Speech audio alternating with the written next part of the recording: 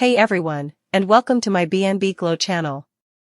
I hope everyone is having a wonderful day. I will kill you, Luna. Steffy is shocked to see Luna right after she returns to LA. You can't have him, Steffy said, and the statement was not a plea, it was a law she had carved herself into the world. I won't let you. Luna's eyes flashed then, and Steffy saw in them not only the cool, collected woman the tabloids liked to paint but a set of inner lights, indignation, stubbornness, the quiet knowledge of a person who has known rejection and learned to only ask for what she can take. Finn is not property, Steffy, Luna said, and the sentence landed like a shard of glass. He's a person. A person, the word grazed Steffy like an insult because in the world she and Finn had built together, the word had once been too small. He had been a person wrapped in a set of mutual promises, a person whose wants had been mutually tended. Now, in the wake of Luna's presence, he felt like a thing being contested in a room full of lawyers, a prize to be argued over, and that made Steffy want to claw the fabric of the world until something bled. He made promises, she said. He made promises to me. And he's been honest with me. Luna's reply was soft. It carried no taint of victory because there was no triumph in what she said, only sadness and a certain weary relief of truth's aired. Honesty doesn't make you a villain, Steffy. Steffy laughed then, a sound so empty it scared her with its hollowness, and when she looked at Luna she felt suddenly like a character in a play whose lines she no longer remembered. Honesty, she repeated. You call this honesty? Coming in like a sunrise and taking what wasn't yours to take? The picture in her mind, Finn and Luna, arms around each other, talking about small things over coffee, was blown up to monstrous proportions. You think you've been gentle, Steffy said, but this isn't gentleness. This is invasion. Words, even when precise, failed her, she felt them slip into clichés, betrayal, trespass, invasion, because betrayal had no single face. It wore many masks and the mask Luna wore now was annoyingly human. In the silence that followed, the music from the other room swelled and dipped. Somewhere downstairs someone clinked a glass. The domestic ordinariness of life felt obscene. Steffy realized with a start that, tired as she was, there was an audience to their conflict, kids maybe upstairs, a neighbor in the courtyard, an audience to this small apocalypse she was inventing. That thought, small and ridiculous, made her feel even more exposed. You think Finn's the only one who's been hurt? Luna asked suddenly, voice thickening. It was a line Steffy had not been prepared for, the recognition that hurt was not a coin that could be spent only by one person. Luna's eyes glistened and Steffy, who had always had a quickness of emotion for other people's pain when it was safe and convenient, found that in that moment she could almost see the glint of something like truth. You don't get to lecture me on hurt, Steffy shot back reflexively. Don't tell me about being hurt. Don't tell me about making the hard choices. But the words felt brittle the second they left her lips. Because somewhere in the folds of Luna's expression there was a memory of her own, late nights in hospital rooms, a phone call that had changed the axis of a life, a decision made in the small hours that had felt impossible and necessary at the same time. Steffy hated that she could name it. She hated that she could feel the thin threads of sympathy and that those threads made her teeth ache. You can walk away, Luna said, and it was as if she had offered Steffy the only map out of the tangle they were in. You can walk away and you'll live. You can go. You can leave him to figure out what he wants. The sentence was meant to be a knife dressed as a bandage. Its logic was tidy and desperate and it made the tiniest hairline crack in Steffy's composure. Walk away. Leave. The words had been spoken to her before, by fathers and friends, by strangers at moments when the world seemed too heavy, when separation seemed the only available kindness. But Steffy was not the kind of person who walked away from things she had loved, she was the kind of person who bargained with fate until she had learned its secrets. I don't walk away, she said. The pride in the sentence sounded cheaper than she meant it to be. It was the thinnest armor she had left. Then you don't love him, Luna said, simply, and in the quiet that followed that pronouncement the truth revealed itself not as a simple arrow but as a prismatic fracture. Love looks different on different faces.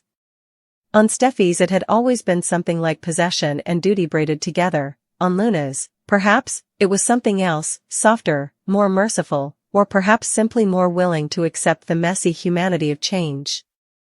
The air between them hummed with accusation and confession, with the sort of speechless calculus that no one studied in school. What does it cost to make a person happy? Who is allowed to find a new self? Who is only ever allowed to be the echo of a past promise? Steffi had no answers she liked, only reflexes, to seize, to attack, to claim. You will never be enough for him, she hissed, and it was not a claim about Luna so much as a vow to herself, a reminder carved into the corners of the world to keep what she still could. Luna's face softened in a way that made Steffi angry for being vulnerable. The softness was not weakness but an expression of weariness with the eternal contest of affection that people staged in living rooms and bedrooms, on terraces and in online comment threads, as if love itself were a commodity to be argued over. Maybe I don't want to be enough, Luna said, and the tiny confession felt like a betrayal and a threat both because what it implied was monstrous in its simplicity, the notion that Finn could choose something different without diminishing what he had been to Steffi. The idea unfurled like smoke and made Steffi gasp because once something like that is in the air, it changes the taste of everything. For a wild moment she thought of smashing something, glass, ceramic, the expensive vase on the console table that someone had insisted matched the aesthetic of the home, and not because objects could avenge emotional injury but because violence is a language that cuts through the fog. But violence would not repair anything, it would only contaminate everything. She had been furious enough and flawed enough in her life to know that the damage of physical retaliation never healed the way you think it will. It simply left another wound, a scar to be nursed, an explanation for absence. She saw, suddenly with brutal clarity, how petty the idea of hurting Luna would be in the long arc of things, how little it would fix the parts of her life that had been eroded by time and by choices. Yet those rational thoughts felt like foreign currency at that moment. They were not accepted in the marketplace of feeling she currently inhabited. Do you think it will be easy for him? Luna asked then, voice small like someone offering a fragile offering into a wind. Do you think I wanted this? Do you think I wanted to come back to LA and find everything chaotic and pulled apart? I loved him too, Steffi. The admission was a small, flammable thing, and for a second Steffi wondered if it might extinguish the fire. But love is not a ladder you climb to displace another. It is a messy, simultaneous thing. The fact that two loves can exist around one person does not make one love more true and the other less. Steffi felt this intellectually, but her body rejected the theory. It longed for the simpler arithmetic of winners and losers. I will not lose him, she said, and it was less a threat than an avowal of the part of herself that refused to be minimized. You will not take him from me. Luna's face betrayed a flash of something like pity then, not cruel but clear-eyed. I'm not here to take him, she said. If you wanted him, you could have had him. You always did, when you were willing to be yourself and not the version other people expected you to be. The sentence was a lance that slid open old questions about identity and ownership. Had Steffi ever wanted Finn for the man he was, or as the embodiment of a life that fit neatly into her family's expectations?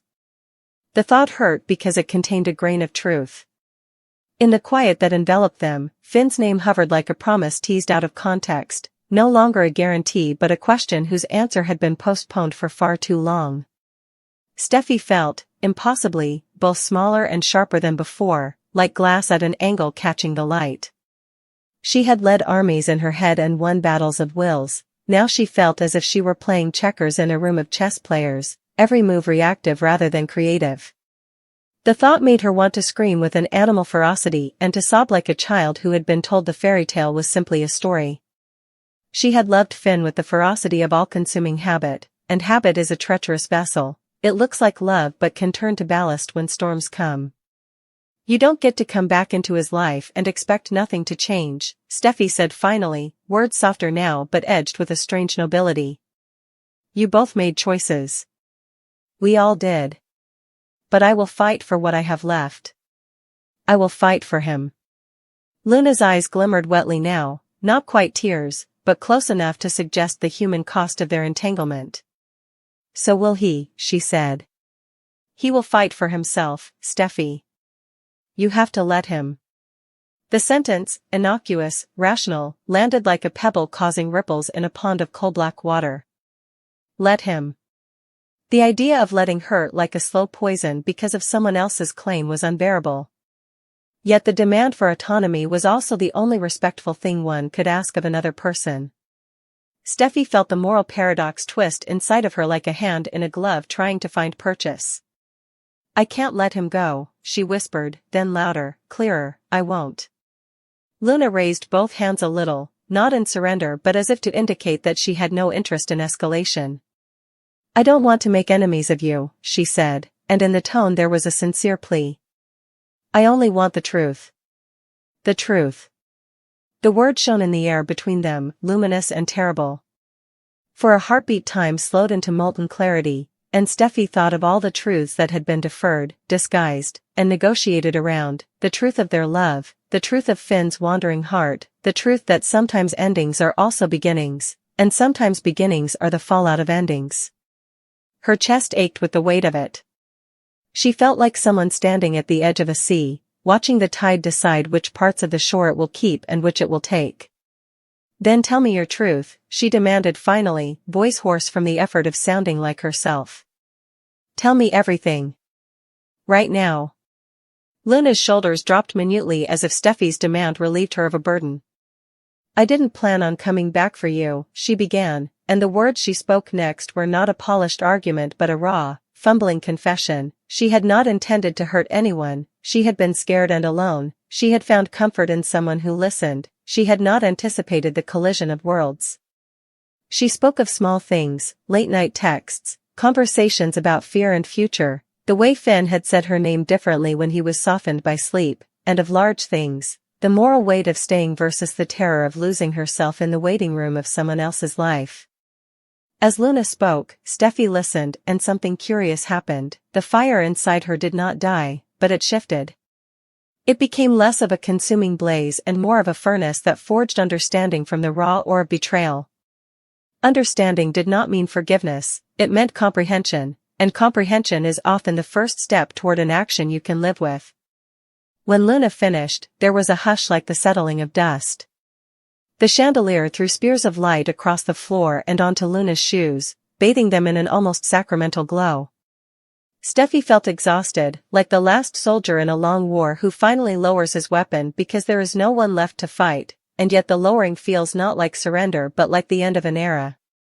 I don't know what happens next, Steffi admitted then, the admission tasting of defeat and relief both.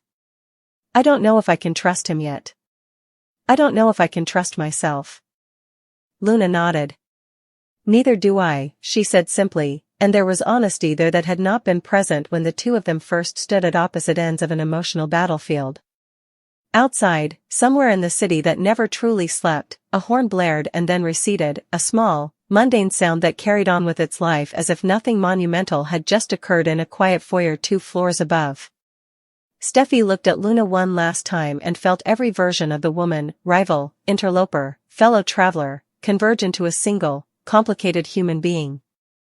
The threat that had escaped her lips at the beginning of their encounter, I will kill you, Luna, now echoed in her ears like something monstrous and childish, a relic of a self she didn't want to be. It had been a truthful expression of hurt, yes, but also a betrayal of her better nature, and in the silence after the firestorm she felt the weight of it as a thing that could not be taken back, only held and transformed.